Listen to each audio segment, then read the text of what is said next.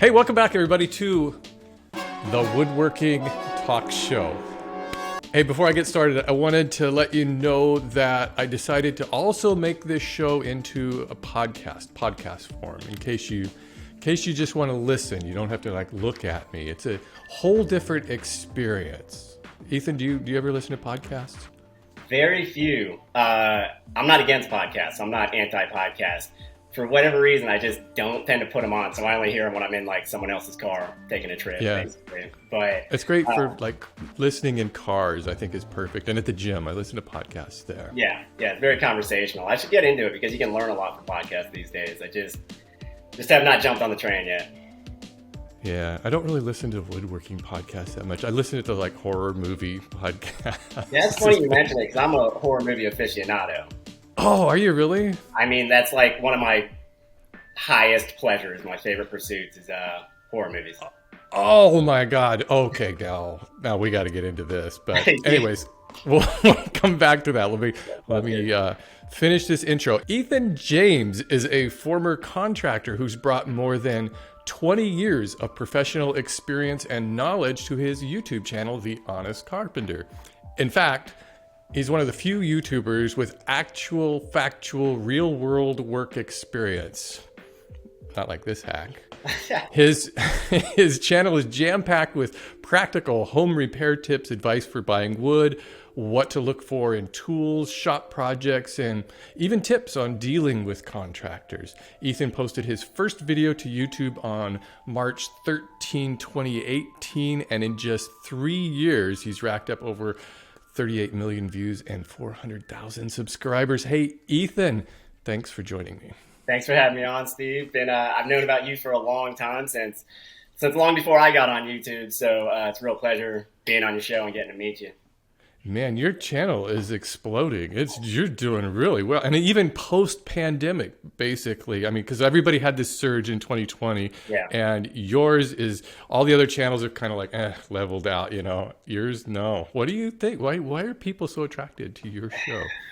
It's a good, first off, I'll say that all this from day one has been quite surreal to me. I'm not a tech-oriented person. I'm not an internet-oriented person. So it was hard for me to wrap my mind around the concept of getting involved in something like YouTube. But since it started blowing up pretty early on, around the 5th or 6th video, and then really spiked later on, I guess the draw is probably that what we know, because I'm a contractor, but I consider myself a carpenter or a tradesman first and foremost. And what we know is, strangely enough, kind of a dying knowledge set, which is bizarre because everybody still lives in something.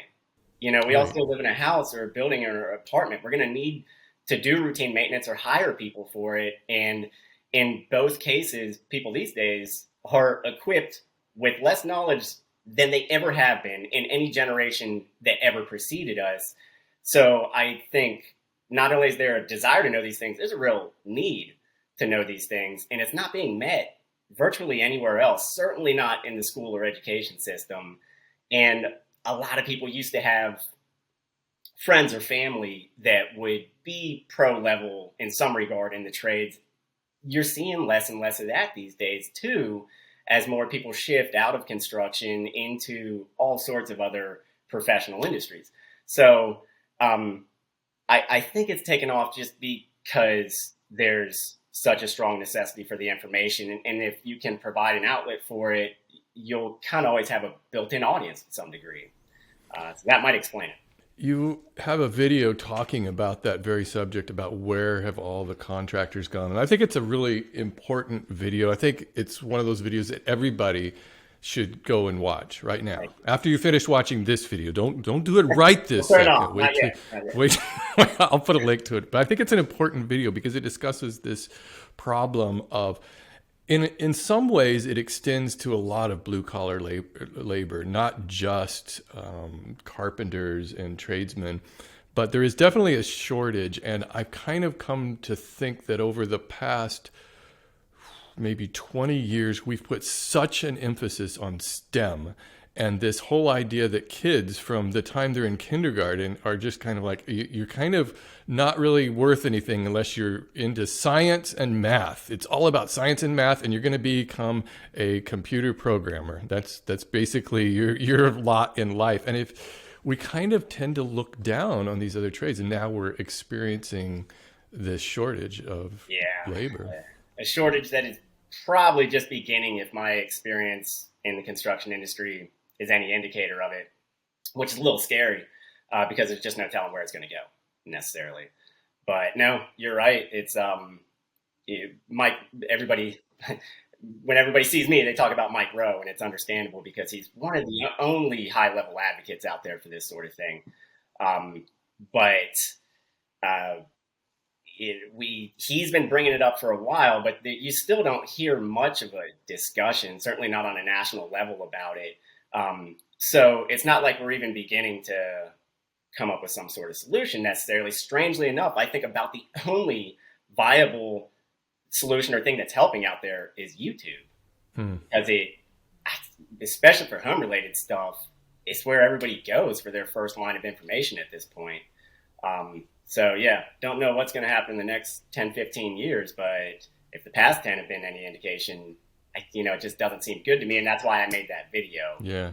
I think that was important. When I was a kid, 100 years ago, we had trade schools. In fact, in high school, you could go to it was a VOTEC, they called it back then, vocational technical school. If you were you were interested in auto mechanics or carpentry or any of these things, you could go to kind of a specialty school that would train you in these things. And do those even exist anymore? Is that a thing? I think we've kind of pushed it into the community college sphere post high school. I remember shop class. It at least existed. I'm getting older now too, but I do remember being in shop class. And strangely enough, it was in middle school, not in high school. And then in high school, they did have vocational tech, some car repair stuff. I was never involved in it, but that was 20 plus years ago. I just can't imagine it's happening at the lower grade levels now, middle school or high school. I think it's some people after post high school, some of them just kind of drift into community college, and that's where they might discover their first hands-on trade experience or anybody promoting it in any sense. So no, unfortunately, I think it's almost gone. I think we also have reached the point where, and you can't just say, hey, we got to make the trades cool again, because that doesn't work. You got to pay these people what they're worth to do labor, and skilled labor. It's very skilled labor. Yeah. And we have to make it not such a thing that kids are kind of taught, well, if you don't take your studies seriously, you may end up having to do manual labor job. The punishment. Right. It's just a horrible way of looking at things. I know. Especially for such a necessary line of work where my tagline recently has become the world still needs to be built. You know what I mean? It's not like if we lose all of our carpenters and plumbers and welders tomorrow, everything's going to be all right, because it's not. We still live in a structural, physical world. That world needs to be physically built. And everyone says, we're going to have tech doing this for us before too long.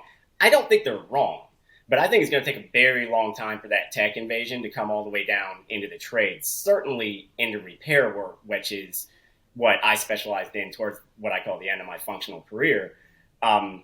Because we can probably 3D print new houses and stuff like that. We may be able to train smart tech to build larger buildings with steel beams and girders and stuff. But I don't know what the robot's going to look like that's going to crawl underneath your house and replace your floor joists or run new PEX pipeline. We're like 50 years off from that thing if it's going to exist at all. So. We still have a huge amount of infrastructure that's built to last. And so, there's houses that are 100 years old that still have plumbing that still needs to be serviced, and still all of those kind of things. Yeah. You don't need people to do it. And those people right now are children or teenagers. And how many of them are going to wind up with their plumbing certificate or, God forbid, some carpentry experience? I feel like a lot of people like us address this problem, but I don't know if anybody's really offering any good concrete solutions. Have you heard any possible ways to help Because we are reaching a crisis point. Kind of some good faith talk around it. People at least bring it up. It's sort of like what's been going on with farming for the last 20, 25 years, and farming subsidies and stuff, where everyone knows it's an issue and a lot of people have the right mindset about it. But as far as putting forth solutions, no, I haven't heard anything. We continue to do what we do, and I think it's very useful. It's very helpful. It's kind of like this surrogate apprenticeship that we offer, but it just doesn't. There's so many bases it doesn't cover in there, because there's very little Q&A between the YouTuber and the person watching YouTube. And I'm sure, as you've experienced over all your years, there's just no way to give everyone the answer they deserve. You know? Right. So, no, I'm not too sure what a solution looks like. I've had this problem facing me trying to hire contractors just to work on our house and various things. It is really difficult to find somebody who's good and can do the work. I just wanted a wall of drywall put up in my office a few years ago. I didn't have the time or effort or even desire to do it myself at this point. You know, it's like, that is not what I do. And I'll just get a guy who does it all the time. He's really good. Wow, was that hard to find somebody just to put up a wall. Basically a blank wall, which is one of your more fundamental, tasks. If you get anything more complex than that, sometimes you're looking for a different person altogether, and I think, again, technology has tried to bridge this gap with Angie's List and Home Advisor and House. And the big problem has in the past has always been bringing the consumer with the person who can provide it and getting them together. Is still an issue. We have these things in place, but now the bigger problem is is that person even being on the other side. We got the consumer. We have an interface for the contractor. This is going away. And it's like I said, it's just kind of odd it ever happened, because so many people were involved in the trades throughout history. This is like the first generation ever where there weren't a lot of trades. I wish there were more, frankly, handymen. That's kind of something we can't find somebody who could just I need to have a lock replaced or something. Right. And I just don't have the time or effort. I'd rather have somebody who does this regularly, just can bang it out. And I'm a real believer in hiring professionals. I've done plumbing work myself. I've done this, but it's just, I don't do it all the time. So if I'm going to get underneath my sink and do some drip repair work, basically, I'm going to be putting in 8 hours doing something that's probably not going to be done right, where a guy can come in and do it in an hour. I know. Right. And handyman is like this expanding category where it used to almost be something trade pros kind of look down on. Like, they'd come in, they'd see sort of shoddy work, and they'd say this handyman work, But now, especially, I'm sorry about that, as you see the trade vacuum opening up, and especially carpenters just sort of vanishing, most carpentry tasks are going into the handyman sphere. And for people watching out there, kind of a way to look at handyman is they're sort of non-designated pro tradespeople. So they dabble in everything. They'll do a little bit of electrical, a little bit of plumbing. They'll do your carpentry repairs. Then they'll do punch list items like your little drywall hole that needs a patch, changing out door locks, stuff like that. Because it was a catch-all for so long, it kind of got disrespected, because if that person doesn't specialize in anything, they may not be great at anything. But it's becoming to where if you're going to do some, especially some smaller carpentry task, you're probably going to go out and look for a handyman. Because if you go looking for a carpenter, you're either going to turn up someone that wants to do a larger frame out or a much bigger trim job, or you're not going to find anyone at all. Yeah, you don't want to take on those tiny jobs like that. No, I know. And I kind of made my bread that way towards the end there. I found this, as a one-man show, which is what I was for the last 10 years. Eventually you begin to see where your money is. Yeah. And I found that it wasn't really in remodels and stuff like that, which I did. Wasn't subbing in for other contractors. It was fun. Eating up all those little contracts that fell through everyone else's radar. Things basically under a couple $1,000s typically. And so a lot of people called me a handyman. And I correct you and say, that's not true, because I'm generally not going to do your plumbing and electrical. I'm a designated carpenter. But I can understand where the confusion comes from, because handyman's what they need a lot of the time these days. Well, let's rewind a little bit back to let's talk about how you got your start and what got you started in carpentry. This is a long story, and I'm going to compress it to the smallest possible space, because I'll probably do a video on it at some point. It's kind of funny. The short answer is family business. My father was a contractor and builder in Raleigh, North Carolina for a long time. And when I was then had a plastering company for a while, basically a stucco company, and had to get out of it when I was quite young, and started an addition remodeling business, and came to my brother and I when, as I recall, I was probably 12 going on 13 at the time. I might have been 13, and said, like, I'm not going to hire a big staff yet or anything. I'm not going to have a big crew. I want to know if, you and your brother are willing to come work for me. I'll pay you. It won't be much, but you'll be able to learn on the job site, and you'll learn skills that you'll always know. And I mean, even looking back, I always thought I should call my show The Reluctant Carpenter, because I had no desire to do any of this, but it was going to family. We kind of needed to do it. That's how I got in. And I worked on my dad's crews, or we kind of get subbed out into other crews until I was almost 21, straight through with seasons off and stuff like that. Then bowed out for like 4 or 5 years, worked in bookstores for a long time. Then a little chain of independent bookstores hired me to be like their designated handyman, basically, like a maintenance specialist. I did that, and we built a bunch of bookcases I would never show to anybody because they were just too basic. But then about 10 years ago, my dad was like, you just need to go out on your own. You just need to be a carpenter for hire. And I was intimidated because all my young education I had just largely neglected. I wasn't paying attention when I was younger because I was convinced I was never, ever going to be a carpenter. And it wasn't until I got... You got to never say never, I learned if you do say never, you pretty much guarantee that's what's going to happen on most things in my life. And the funny thing is that I didn't come back to it out of desperation. I came back to it because just so many doors opened up in front of me when I got back into the trades. And looking back now, I realized it was that trade deficit. It was that trade vacuum that made the field seem so wide open then, and still is now. So yeah, I ran with it for about 10 years until this knee problem got so bad, and that's kind of where the YouTube came from. And you have a video. Your video kind of explains all of that. How you just kind of bust out your knee. It's like, and this is just a fate that could befall a lot of contractors. Is that it is body intensive work.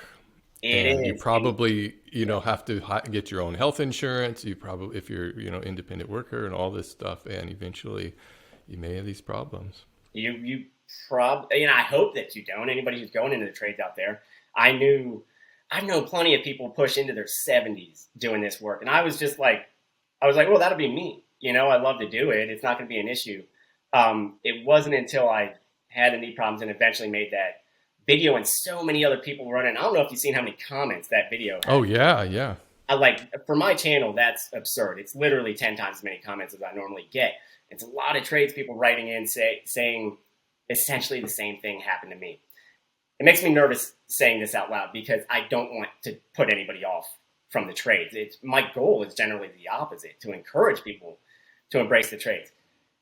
But I can't lie either that there is this thing where your income is attached to your body's ability to perform. It's a lot like being an athlete. And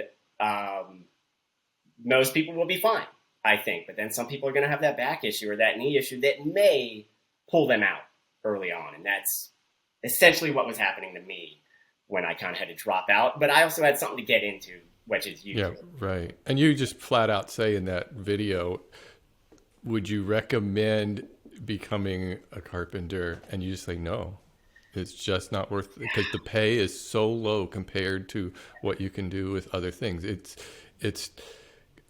horribly low. It's almost it's just wrong how much a good carpenter gets paid.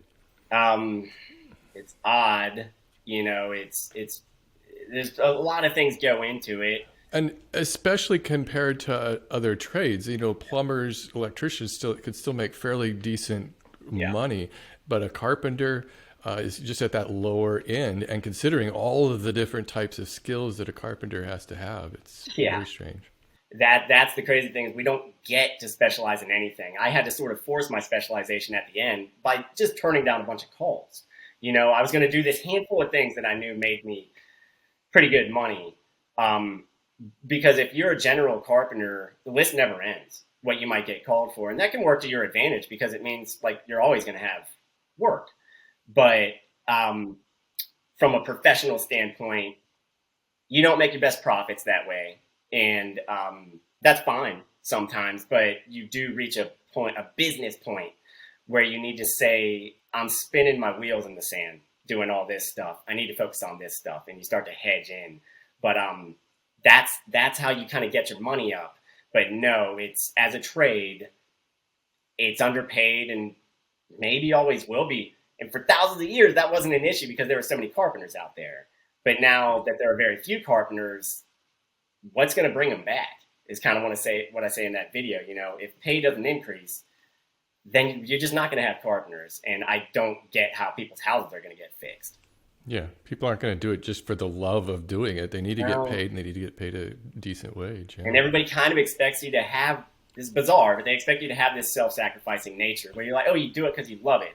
It's like, yeah, but I'm not an actor. You know what I mean? Right. I'm not an artist. Like, it's hot out there. Like, I might cut these things off. It's the money has to be there at some point. So tell us about your switch to YouTube. What brought that on? What inspired you to start posting videos? All right, so I love to write. And originally I started this as a blog. And keep in mind, I knew nothing about the internet at that point. And 40 plus articles in, I realized people just don't want to read about this stuff. Not about this stuff. And I get it, because it just doesn't, what we do is so visual. You need to see it. And I knew that in the back of my head, but I had like no desire to be on camera whatsoever. And yet when I was starting to feel that pressure to have some secondary income or something, or at least try, finally I was like, all right, I got to get on camera, and it's hilarious. There's like, if you go way back in my video list, it might be the first one. I fixed one of those old fashioned doorknobs where you got the spindle and the two knobs in old houses. And it was all I could think to do. And a good buddy of mine was a woodworker neighbor. And I went over and I was like, I want you to film something for me. Like, don't shoot my face. And it's going to be 30 seconds. And we're going to turn it on and turn it off. And we'll just see what we get. And so I did this quick walkthrough that depicts like nothing. It's like a terrible video. But afterwards, he and I are standing there looking at the camera. And when it was over, we were like, that wasn't that bad. Like, I didn't embarrass myself or anything. And it kind of started to open the gate to film other things. Yeah, that's the way it is. I can't look at any of my older videos, especially when I first started, because that's kind of like you. I didn't really have a real plan, starting out and making videos, and then it just took a while. Do you still do the consulting business? I know you have a consulting business, and on some of your earlier videos, you were always kind of promoting that. I was pushing it, yeah. The irony is that came about at the same time as the YouTube, basically the same time as the blog. And I was essentially using the content to push the consulting business. The answer is we still have it, but we're essentially wrapping it up. It has always done very well in its performance with clients. Like, our clients tend to all be repeat clients. People use it over and over again. But I found that it's a very hard thing to sell. People essentially don't want to pay for advice. And I think part of that is like, I'm sort of promoting it with one hand and sabotaging it with the other hand, because you have YouTube and the internet out there, and that's all free, and that's kind of the beauty of it, is that you can just go out and get information, and it's thereby kind of reduces your ability to be like, hey, pay us for advice over here. So we are probably going to pack it in, and I'm going to change the website and try to make that, my web space, honestcarpenter.com, a little more usable. Basically, I hate to say it, but probably just hooking up brand deals, becoming a good portal for people to, get good tools and materials at a reduced cost, and we can pass on savings to them by setting up. I think that's a smart thing to do, because you can't put everything on YouTube. It's really, I kind of think of, a lot of times it's best to kind of think of YouTube as just, a promotional tool in a lot of ways to where you can really make some money and earn some income, because YouTube AdSense alone ain't gonna cut it. For anybody who doesn't know, it's like, woo, like fluctuates wildly. It's crazy. And in this, we don't have the best CPMs. It all depends upon like the CPMs and how much their, advertisers are willing to pay. And we're kind of at the lower end of that here. So that's why everybody does the sponsored spots. And you were real upfront about, I'm going to start doing sponsored spots. And I think that's really admirable. I think that's really good to just kind of let people know that up front and tell them. And I'm going to actually start bringing on ad spots on this talk show just because I think I need that extra boost, considering how much time and effort and the length of these things goes. So and I haven't done sponsored spots in over 4 years now, so it'd be interesting to bring that back. Nice. I think I remember seeing a video at one point where you were talking about sponsorships and the push and pull that they can have with the channel and everything. It's interesting how that works, because I was doing those for a long time, but then I came up with, if you have your own product, it makes more sense to promote your own product. Whereas when you are doing sponsored spots, basically your audience is your product. You're you're trying to sell them to a third party. You're just like a middleman there. I mean, it's not like one's any better than the other. And I think on YouTube it's gotten pretty good because viewers have come to really accept sponsorships, and in fact they kind of encourage creators to do that. They're like, oh, this is great, I'm glad to see you doing this, because it helps keep the show going, because there's a lot to it. I know. And I think there people had a lot of resentment towards it for a while, but if you think about it, you've almost never seen a piece of content in your life that didn't have some sort of sponsorship pushing it. On television, the commercial break is just like a part of culture. There truly is no free content. There just isn't, because the person making it has to eat something.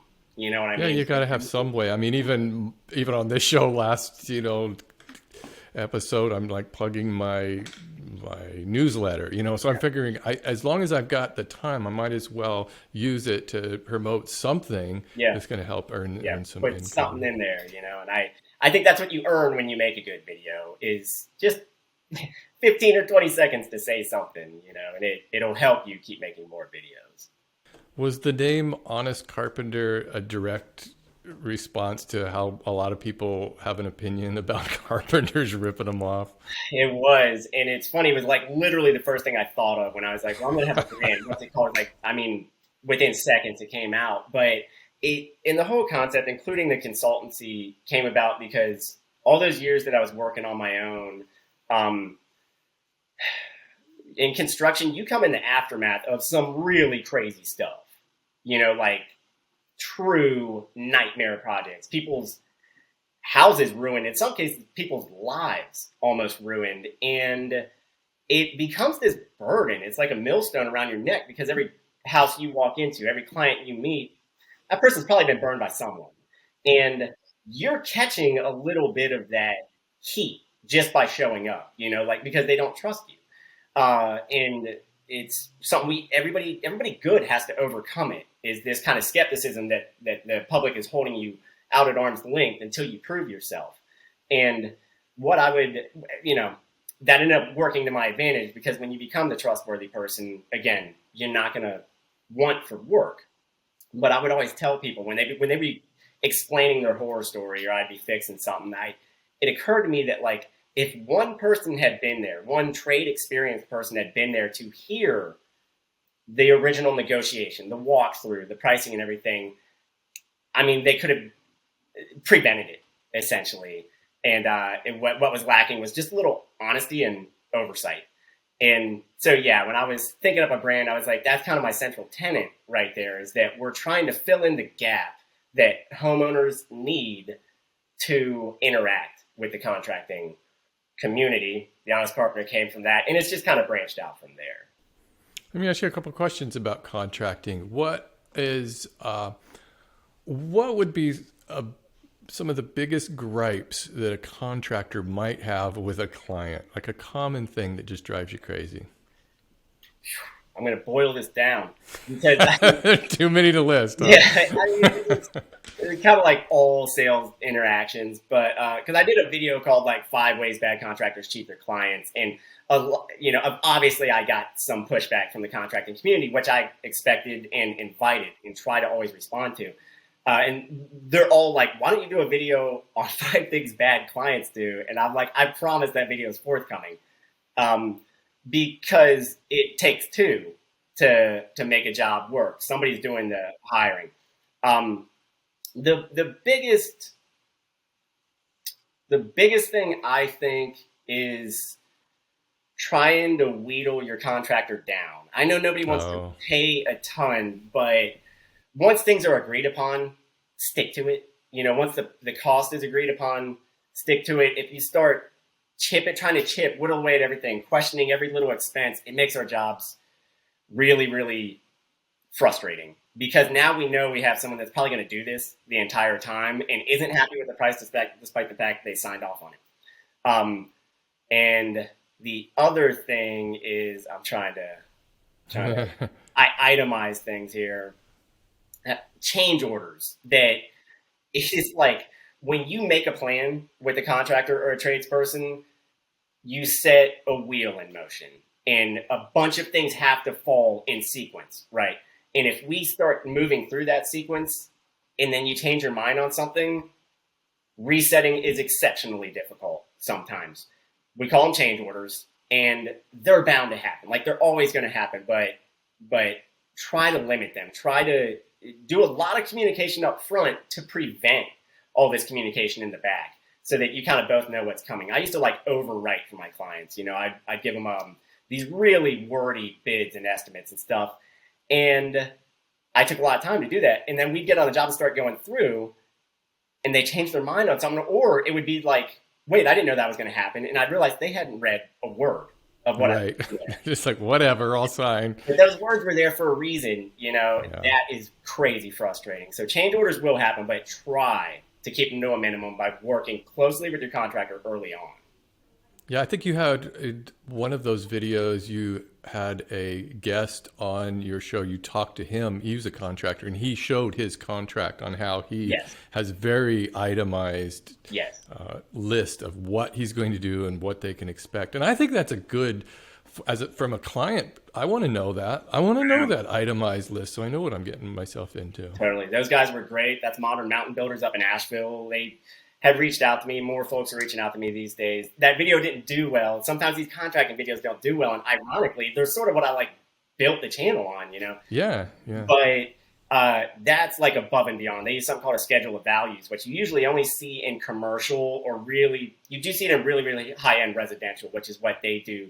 If someone is providing a schedule of values for you, which is this extremely itemized breakdown of everything that's going to happen throughout a construction project, including pricing and when it's due and what percentage of the total bill it is and stuff, you need to realize you're dealing with a pro, and that's a person you want to help out, because they've already overextended themselves almost compared to what everyone else in the industry is doing.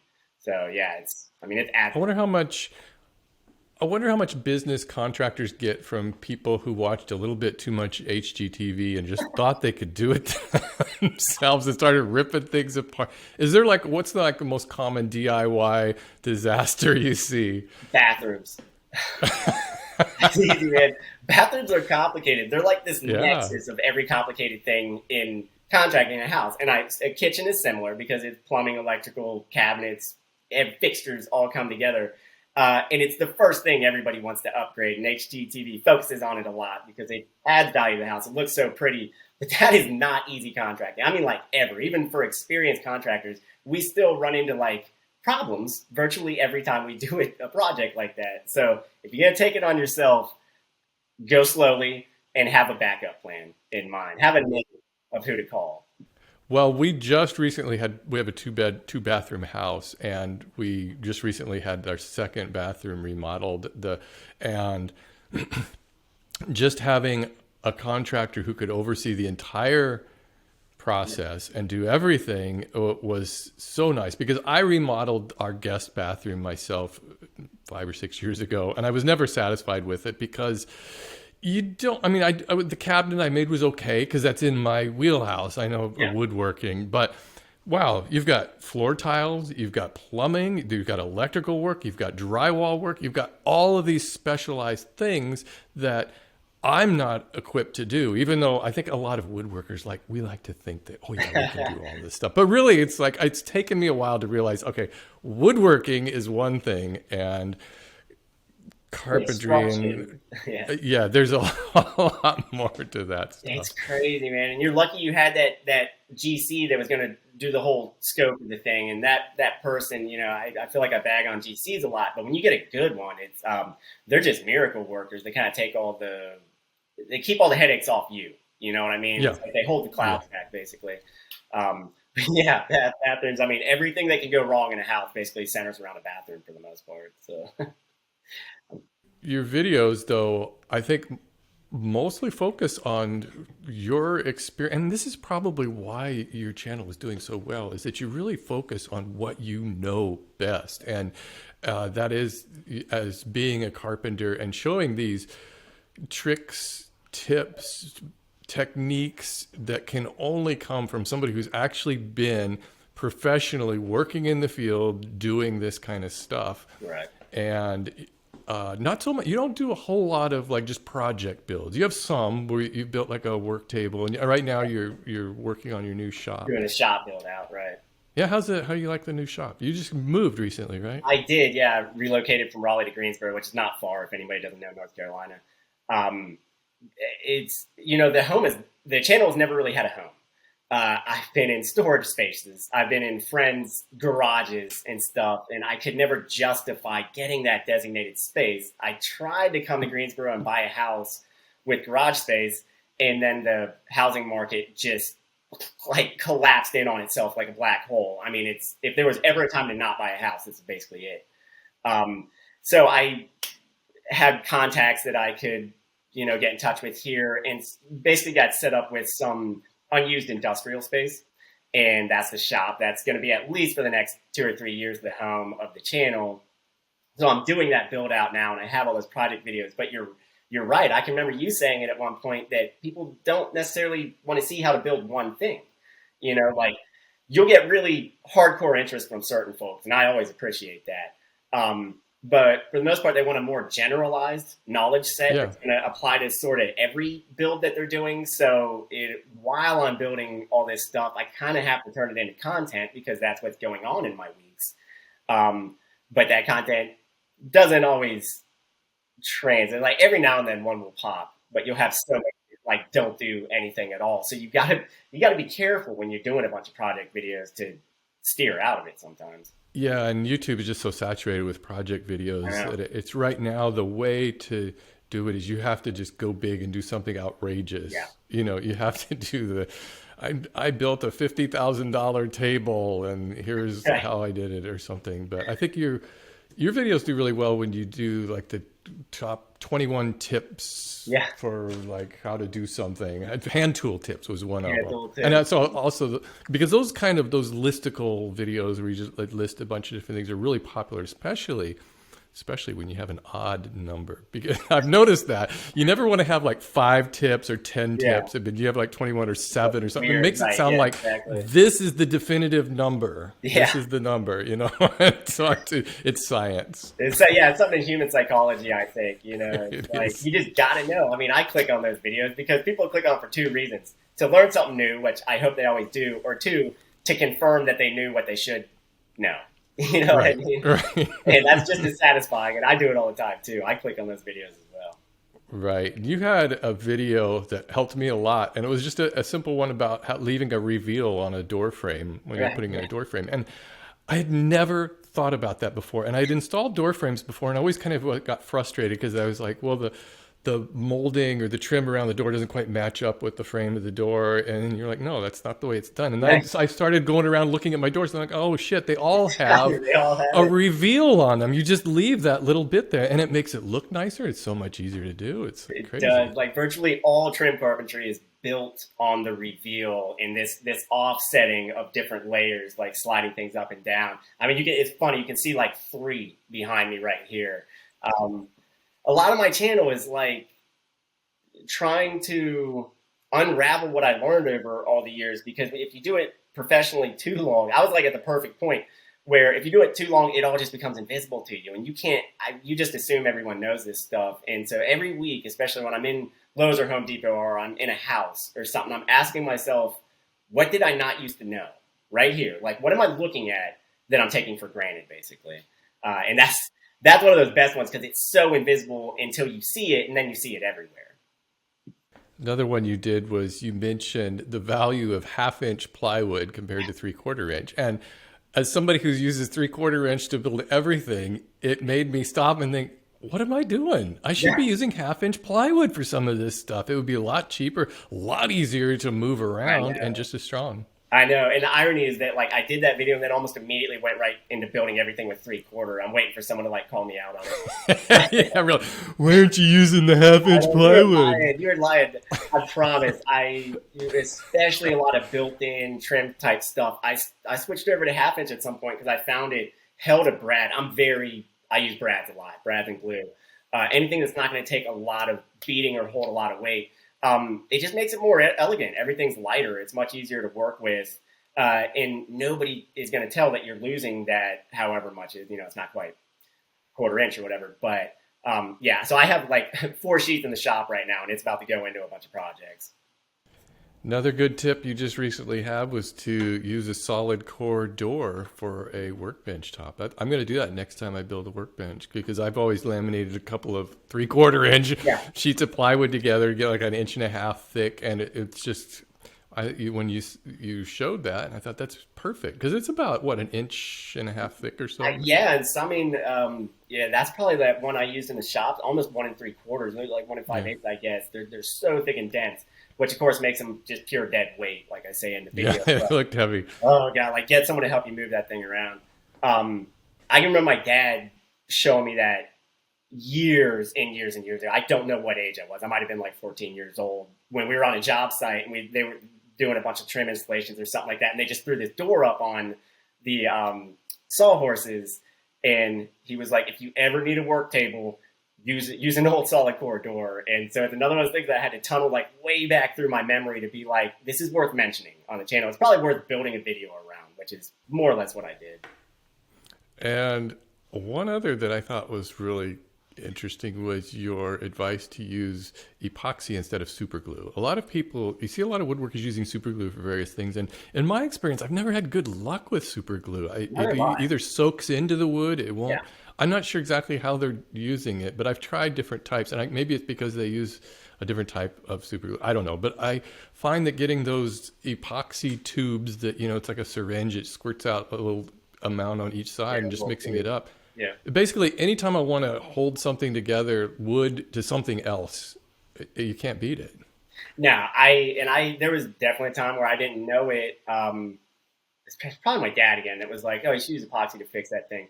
The repair options are infinite, basically, because it bonds so many different types of things. In the fact it's a catalyst reaction, where it's not just super glue where you just squirt it on there and you got to kind of hope that it evenly gets on the two sides. It's this is a chemical reaction that's taking place, and you have a little bit of working time, but that bond is so insanely strong that it's just what I go to now. I don't use super glue for much. I just always have some 5-minute epoxy or specialty epoxies on hand. So like I definitely go for that one. It basically holds anything to anything. Yeah. It's some of them have specialties, chemical specialties, but those generalized ones from DevCon, Loctite, those, you just keep one around because something's going to break, and it basically doesn't matter what it is. You're going to be able to epoxy it back together.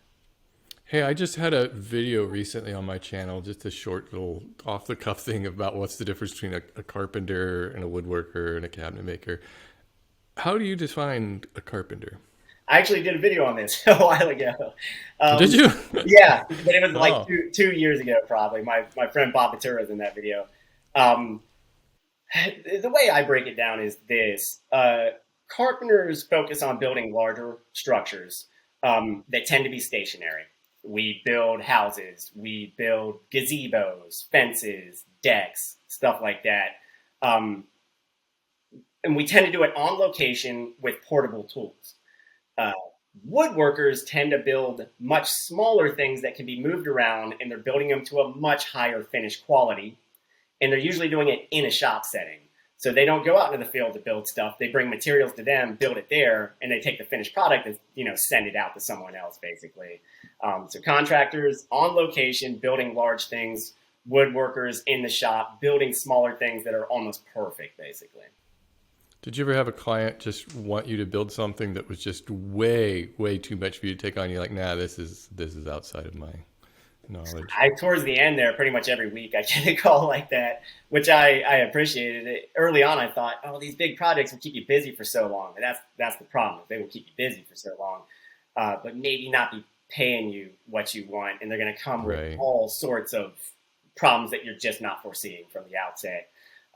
So yeah, as a one-man show, I turned down a lot, but, and then sometimes people would want very high grade finish quality stuff. And I tell them, like, I don't really have the setup for it. And I probably don't even have the skill set for some of the things you're asking. So I would kind of dial back expectations and maybe lose a contract every now and then, but that's always preferable to getting into something that you can't deliver on. Do you ever meet people just as on a friendly basis and find out you're a carpenter and then think that, oh, hey, could you mind come over and take a look at this thing and kind of want some free advice from you? Yes. We always say it's like being a doctor. Doctors can't go to a party without somebody being take a look at this. Let me show you this thing I got. Carpenters, because generally you're always meeting people in a structure of some sort. You're at their house or something, and at the moment they hear it, their eyes light up, and they either want work or they want answers. And I totally get it because, again, we're so cut off from information sources these days that people take advantage of it when they meet you, but they're not in a malicious way, just like they're trying to seize the opportunity. So to this day, when people hear it, I get questions. And being that information is more or less my commodity now, I really try to answer as much as I can that's inside my base of knowledge, basically. So what kind of things do you do in your free time? Do you have any hobbies you do? Or do you have much downtime these days now that you're making videos all the time? I mean, when I leave here, I'm going to the shop and I'm continuing the shop build out. But I definitely have a bunch of pastimes. I like to read. I hiked a lot, and then the whole knee thing kind of interrupted that. But now the knee's getting better. I'm getting back to hiking, playing some sports. I generally like to be outside playing sports. And then as we started off the podcast with, I consume just an insane amount of horror movies. That's so cool. That I do the same thing. I had no idea you were going to say that. Did you see my Jason machete back here? Yeah. So this is a Friday the 13th Fangoria magazine that I got new back in 1982 or something. Amazing. And I got that signed by Tom Savini, and I've got that framed. It's dripping blood. That was an older video. I didn't even see that over your shoulder. Oh my God. But yeah, that's really cool. What are some of your favorite types of horror films you like? Oh, it's very broad. What I always tell people is most horror is very bad. You know what I mean? Like that's why we love it. I know. Exactly. That's why we love it. There's an appeal to the bad movies. Some of it's just like, I just wasted like an hour and a half. But so anytime a horror movie gets like 75% right or good, I'm like, I love it. It's brilliant. Yeah. So newer stuff, I loved all the Conjuring movies. I thought me too. I thought this third one was great, personally. We were lucky. We had a bunch of good franchises pop up in the last 10, 12 years with Insidious. I loved all the Paranormal Activities. No, me too. Conjuring. And then going back in time, I'm 39 now, so I kind of came of age in the 90s. And that was a great time because Wes Craven was reigniting horror, pumping life back into it with Scream. I Know What You Did Last Summer, and Blair Witch Project kind of came out of that. So I've got a real nostalgia for 90s, and I remember 80s horror. You know, I didn't experience it as it was happening, but I was like young and impressionable when I saw it for the first time. So anytime 80s horror goes on, I like instantly remember being, you know, like 11 and like sneaking to see like a movie or something. So yeah, it's like being involved with a weird cult when you're into horror films in a way, because everybody talks the same language and everybody's seen all of it. There's like a list of, you have to see certain films. Yep. Everybody's seen them, and there's those debates, and like any other community, there's like people arguing over, well, that, you know, should you remake Halloween? Should you all of these things, you know?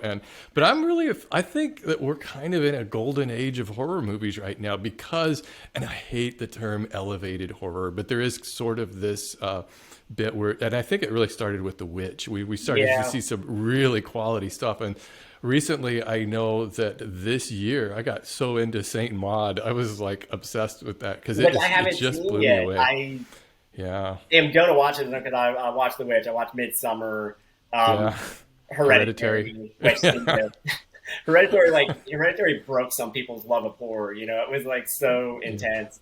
And I haven't seen Saint Maud yet, probably because of all the craziness leading up to the move and everything. But I'm going to watch it. Like, we're in this like auteur phase where people are doing some seriously good filmmaking, and they're just happen to be doing it in the realm of horror. Which I love to see, because it might inspire some other sharp-eyed filmmakers to be like, well, maybe you can make art here and not just slasher screamer flicks, you know?